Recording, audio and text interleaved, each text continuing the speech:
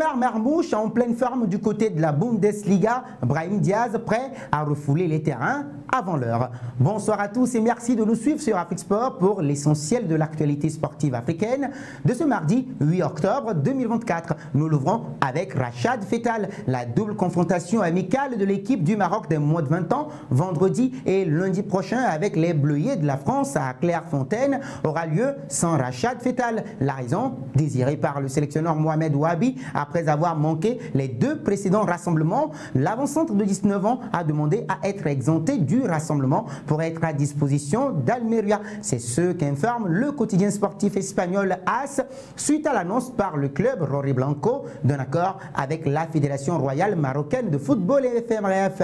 L'idée est vraisemblablement d'extirper le promu de la Liga Adelante, deuxième division espagnole, de sa mauvaise dynamique de 3 défaites sur les 5 derniers matchs. Eh bien oui, avant d'affronter justement successivement Oviedo et Saragosse, les Rory Blancos pointent à la 17e place du classement sur 22 équipes. Eh bien oui, celle-ci précise que l'ex-international espagnol U18 rejoindra les Lionceaux de l'Atlas en novembre prochain en vue du tournoi U20 de l'Union nord-africaine de football, UNAF, qualificatif pour la prochaine Coupe d'Afrique des Nations de la catégorie. Pour rappel, la dite compétition se tiendra du 12 au 27 novembre à Suez en Égypte. Après une absence remarquée l'année dernière, le Maroc aspire à terminer parmi les 2 premiers du mini-championnat qui accéderont à la phase finale. Les Lionceaux de l'Atlas entreront en lice le 14 novembre contre le pays hôte et défieront successivement la Tunisie, l'Algérie et la Libye les 17, 20 et 23 novembre respectivement. Nous poursuivons avec Mohamed Camara. Dans un communiqué sur son site officiel, la Fédération guinéenne de football a informé de l'indisponibilité du défenseur central Mohamed Camara, initialement rappelé avec le Sili national après avoir signé son retour en septembre et convoqué pour la première fois par le sélectionneur Michel Dussuyer.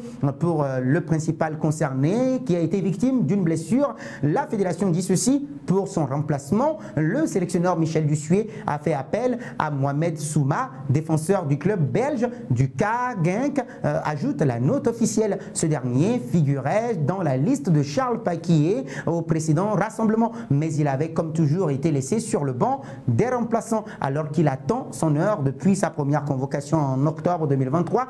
L'international U23 aura peut-être sa chance avec Michel Dussuyer. Pour rappel, la Guinée est lanterne rouge du groupe H avec 0 pointé, 2 défaites en autant de matchs et à 1 point de son prochain adversaire, 3e derrière la République démocratique du Congo, 6 points, et la Tanzanie. Nous restons toujours en Guinée, mais cette fois-ci avec Kaba Diawara, l'ex-sélectionneur de la Guinée la Guinée-Conakry, est revenu sur son départ brusque du banc du Sili national après les Jeux Olympiques de Paris 2024. 2 mois après son licenciement à la tête de la sélection guinéenne, Kaba Diawara s'est confié sur les coulisses du dit événement ayant eu l'effet d'une bombe pour tous les observateurs après avoir qualifié contre toute attente la Guinée aux JO de Paris 2024 ainsi que l'équipe A en quart de finale d'une CAN à 32 équipes auparavant. Le technicien avait été saqué le 4 août dernier suite à l'élimination au premier tour du tournoi olympique de football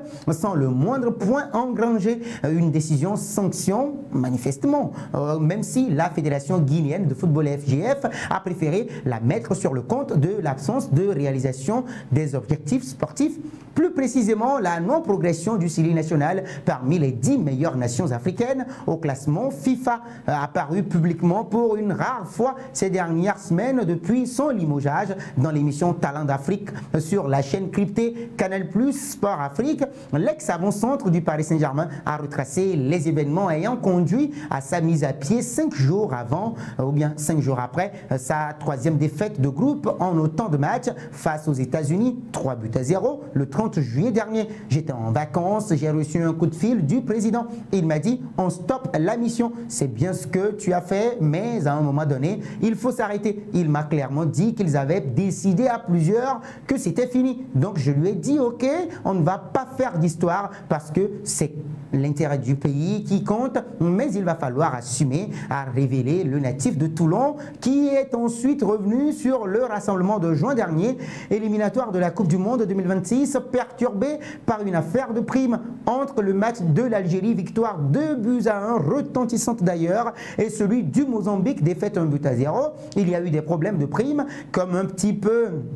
Il y a eu, avant la CAN, je ne dis pas que c'est à cause des primes qu'on perd les matchs, mais ça contribue, ça a chauffé juste avant le match de l'Algérie. Déjà, il y avait le problème de la prime des JO qui n'a pas été payé, le problème de la prime du match en Algérie lui-même qui n'a pas été payé non plus. Les joueurs gagnent, ils sont contents, on rentre au Maroc parce que vous le savez tous que nous ne jouons pas en Guinée, on joue au Maroc et là, les joueurs décident de faire grève et nous, on n'était pas du tout informés, donc on voulait toujours les mettre dans les meilleures dispositions, mais quand ça fait un moment que ça dure, et ça faisait un moment que ça durait toutes ces histoires de primes, donc les joueurs ont décidé à l'unanimité de faire grève. Ils ne se sont pas mis à fond dans le match et après on a perdu face au Mozambique. Je pense que c'est un tout petit peu lié quand même à déplorer Kaba Diawara. Depuis, les rênes de l'équipe A ont été confiées justement à Charles Paquillet, puis à Michel Dussuyer, de retour pour un 4e mandat sur le banc des Rouges, Jaunes et Verts, ayant hérité d'une formation derrière son groupe, dernière de son groupe, j'allais dire, le technicien devra remplir la périlleuse mission de qualifier le Sili national à la phase finale de la CAN 2025. La suite de cette édition avec Brahim Diaz, le polyvalent milieu offensif de 25 ans, a été touché au long adducteur de la jambe droite le 14 novembre, que dis-je, le 14 septembre dernier en championnat avec le Real Madrid. Titularisé pour la 2e fois en Liga en 5 apparitions, le natif de Malaga avait été sorti dès la 25e minute contre la Real Sociedad, victoire 2-0. La presse sportive espagnole avait annoncé dans la foulée une indisponibilité allant de 6 à 8 semaines.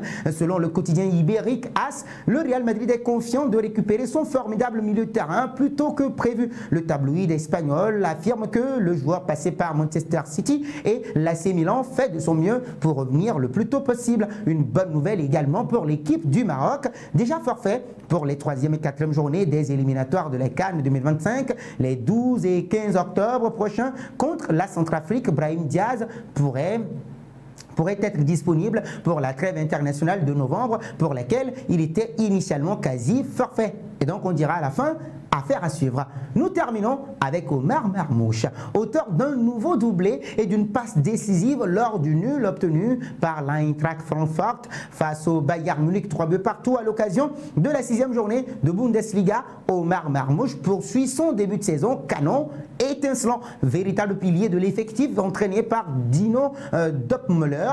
L'attaquant égyptien est tout simplement inarrêtable, muet lors de la première journée face au Borussia Dortmund. Le numéro 7 des Aigles avait ainsi ouvert son compteur contre Hoffenheim le 31 août dernier. Un caviar et une première réalisation lançant définitivement la machine à but. La donne est simple. Depuis cette rencontre face au TSG, le droitier d'1,83 m a toujours été décisif. Un doublé contre son ancien club, une nouvelle réalisation face au Borussia Mönchengladbach avant de s'offrir une masterclass.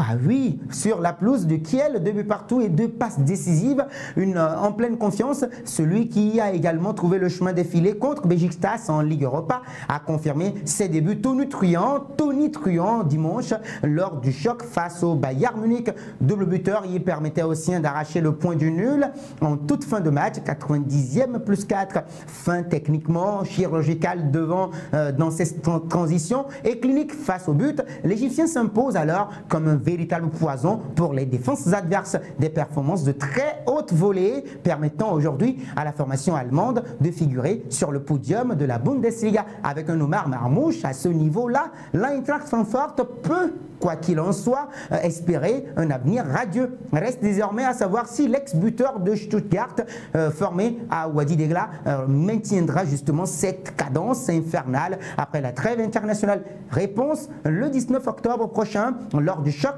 face au Bayer Leverkusen de Xabi Alonso, comptant pour la 7e journée de Bundesliga.